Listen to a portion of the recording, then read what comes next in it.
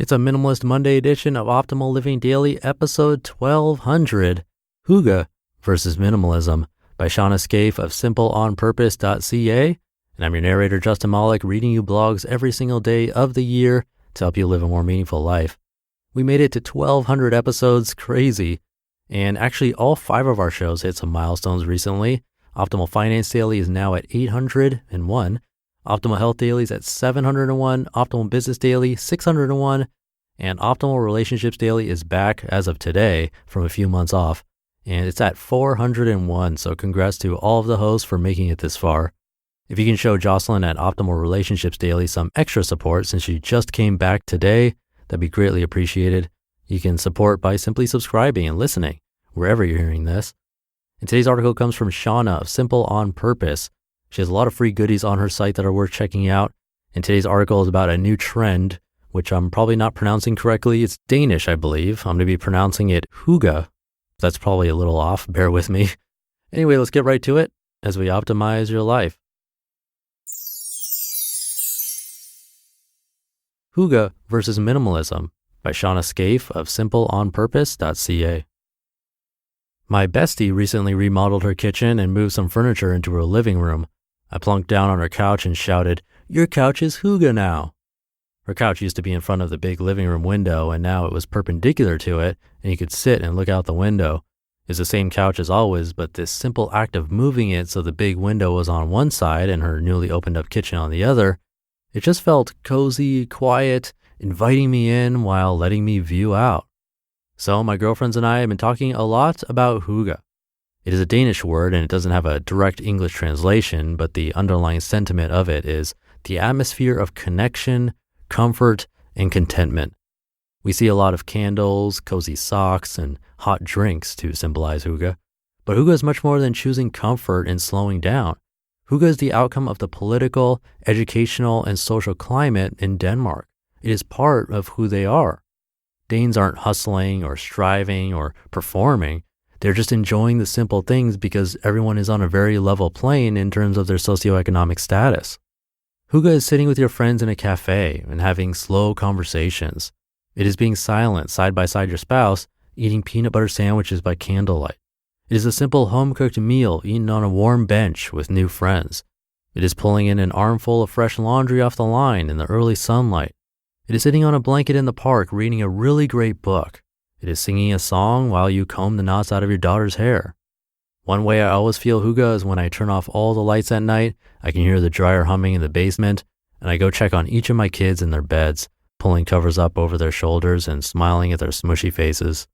I think some of us are naturals in one of these areas that make up Hygge. I have one friend who knows how to set up the most inviting, cozy spaces with attention to all the little simple details.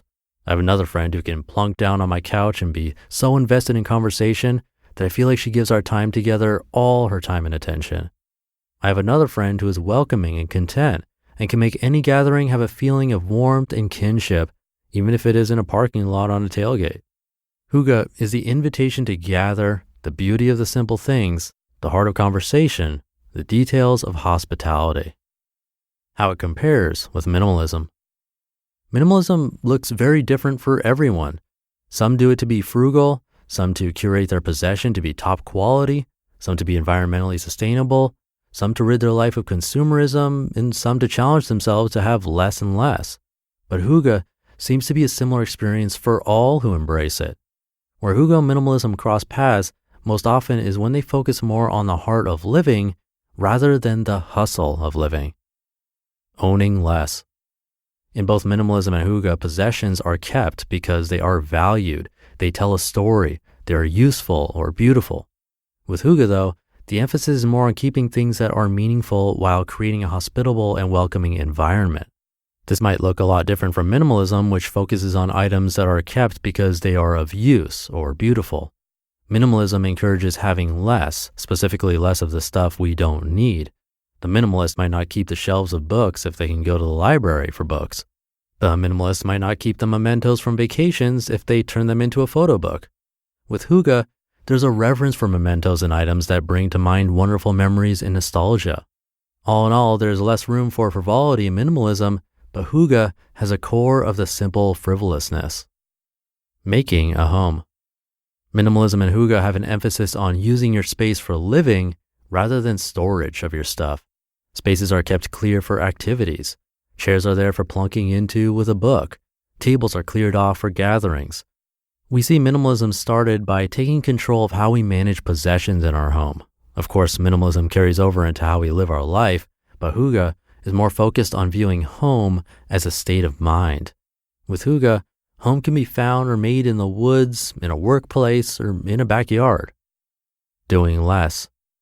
In minimalism, there's an emphasis on doing less of the stuff that you don't love or doesn't serve a purpose in your life. As a minimalist sorts through what is important in their home, they sort through what is important in how they spend their time.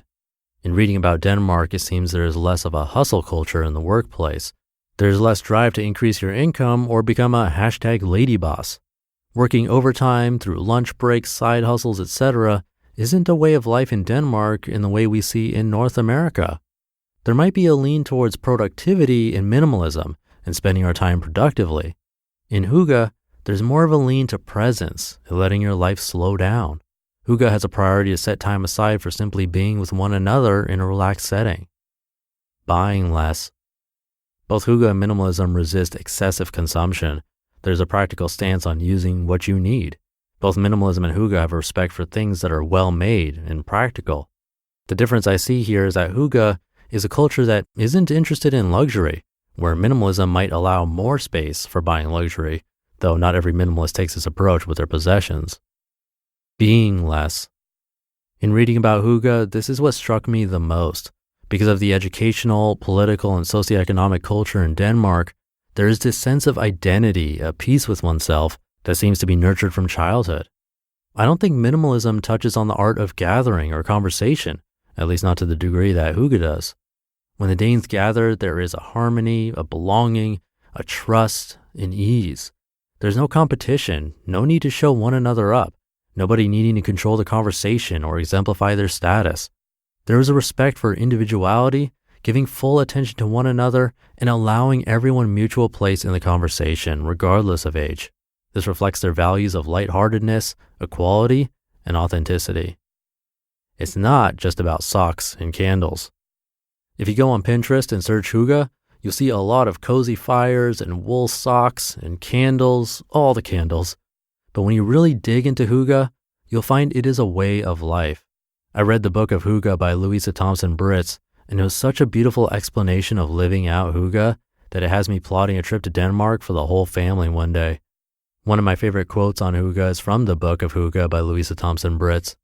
The pleasure is found in living Hygge, not curating it, in the experience of the journey, not owning the map.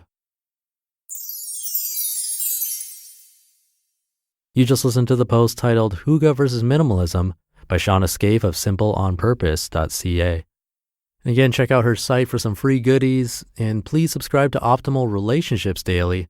Jocelyn is back after having a baby. It'd mean a lot to her and me if you could check out her show where she narrates from authors like Shawna. She actually has narrated her before. Again, that's Optimal Relationships Daily. Please check it out. But that'll do it for today. Have a great day and start to your week. Thank you for being here for 1,200 episodes, and I'll see you tomorrow for another 1,200 maybe, where your optimal life awaits.